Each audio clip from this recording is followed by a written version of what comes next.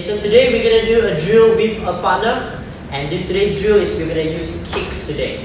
Okay, so what's important for today's drill is we don't go hard yet. We want to make sure we land nicely and we have good control. This drill is very good because it has you need to have good balance, good reset of your stance, good connection, and balance and timing and speed, of course. So what we're going to do is we're going to exchange kicks. This is a very traditional Thai, Muay Thai kind of drill. They like to do this every time to work on their responses, and we see how they interact, how they react to your kick, how you recover yourself, double kick, left kick, right kick, up to you.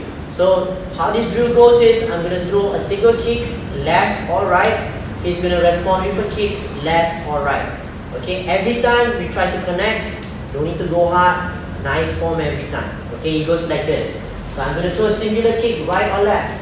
Boom, boom, boom, boom, boom, boom, bam, bam, bam, bam, bam, bam, bam, bam, bam.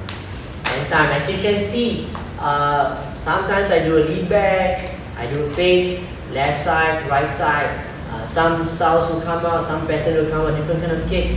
So some people ask, so how do you know who's dominating, who's winning? Very simple.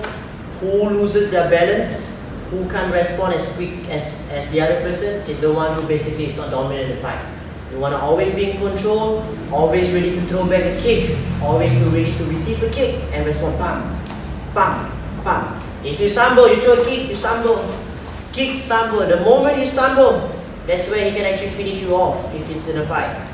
Okay, so work on your balance, your coordination, your stance. That's all for today.